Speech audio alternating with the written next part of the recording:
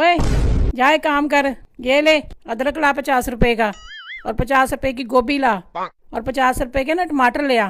ठीक है। ओ आई समझ? ओ लग गई लगी कि नहीं? बड़ा टाइम लगा दिया, अभी तक आया ही नहीं।